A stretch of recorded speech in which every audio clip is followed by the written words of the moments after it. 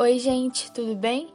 Bom, hoje estamos aqui no quinto episódio do nosso trabalho sobre a ditadura. E o tema de hoje é sobre o governo de Geisel, que foi o quarto presidente a governar durante a ditadura militar no Brasil.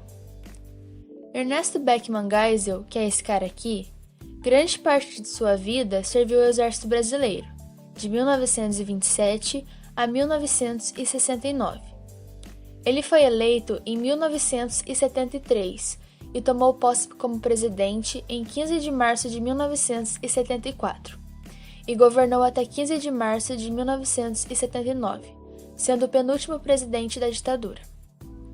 As principais características do governo de Geisel são o início ao processo da abertura política no país, lenta, gradual e segura, o fim do milagre econômico brasileiro e a criação do segundo PND, que é o Plano Nacional de Desenvolvimento, as quais eu vou explicar uma por uma no decorrer do vídeo. Em relação à economia no governo de Geisel, vamos começar falando sobre o fim do milagre econômico, que teve início em 1973. Ernesto Geisel, ao entrar na presidência, teve que lidar com a crise econômica. Uma das causas do fim do milagre econômico foi o choque do petróleo. O crescimento econômico brasileiro começou a diminuir em 1974, por causa de uma crise mundial provocada pelo choque do petróleo.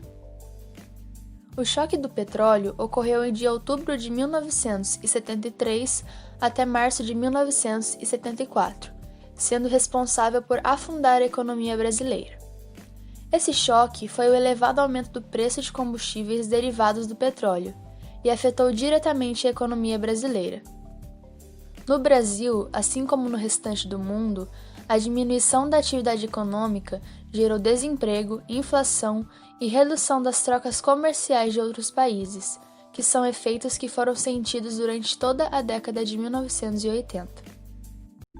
Bom, com o objetivo de tentar reverter os resultados negativos desse novo contexto econômico, o governo Geisel lançou o segundo Plano Nacional de Desenvolvimento, mais conhecido como PND, que tinha como principais metas manter altas taxas de crescimento da economia e conseguir autonomia no campo da produção de bens de capital, ou seja, máquinas e equipamentos, e de insumos básicos como petróleo, aço, cobre, energia elétrica, entre outros, que são considerados vitais para manter um ritmo acelerado de industrialização.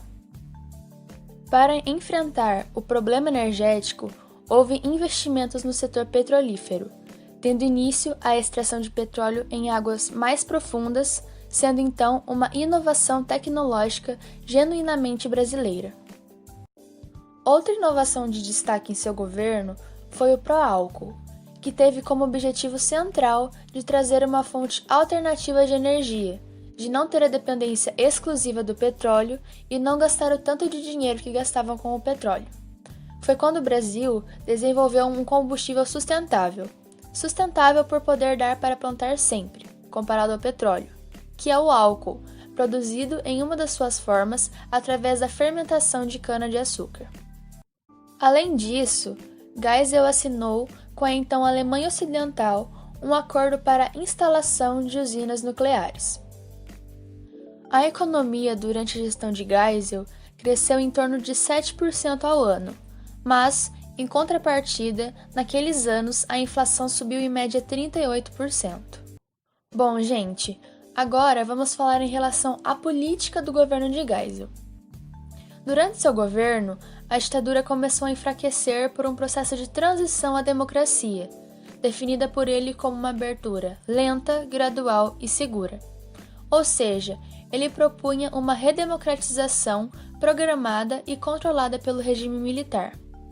Esse projeto, porém, era mal visto, tanto pelos militares da linha dura, que eram contrários à democratização do país, como também pela oposição civil, pois eles desejavam a volta imediata da democracia.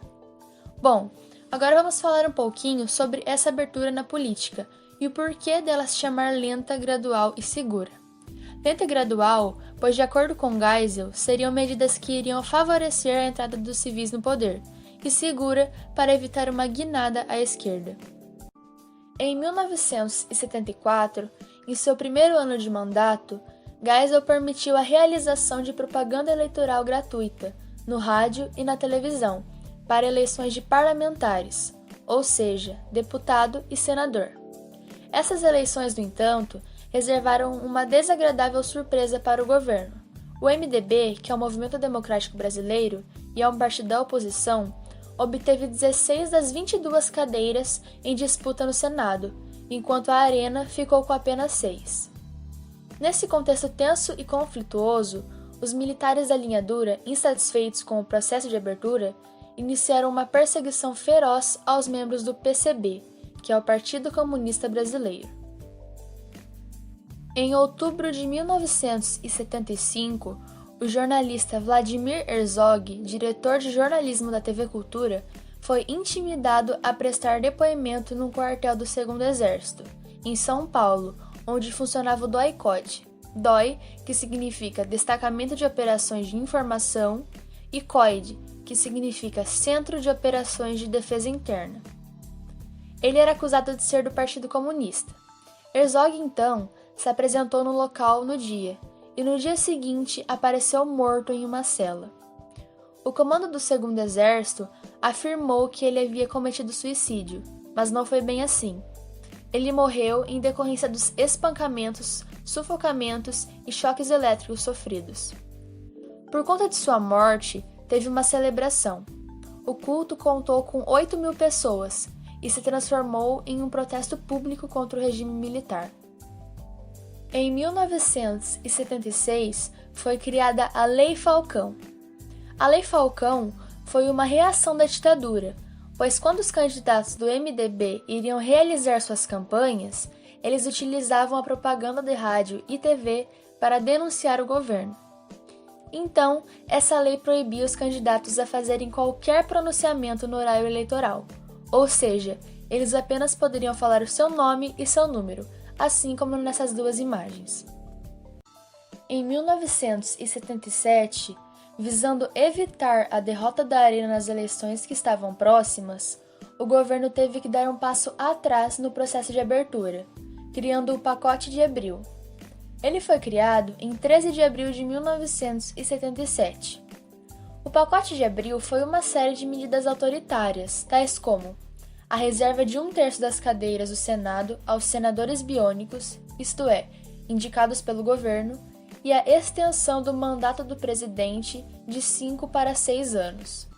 Durante o governo de Geisel, teve umas medidas como a Lei Falcão e o Pacote de Abril para que o governo fosse impedindo que os civis chegassem no poder de uma vez só, para que os militares conseguissem sair do poder sem perder muita coisa e sem serem julgados e condenados. Em 1978, Geisel revogou o AI-5, restabelecendo o direito do habeas corpus, consolidando assim o processo de abertura que ele havia proposto. Para sucedê-lo, em 15 de março de 1979, Geisel entregou a presidência para João Batista Figueiredo, o qual prometeu dar continuidade à abertura, e foi o último presidente da ditadura. Bom, gente, o vídeo de hoje vai ficando por aqui. Espero que vocês tenham gostado e entendido, e até o próximo e último episódio.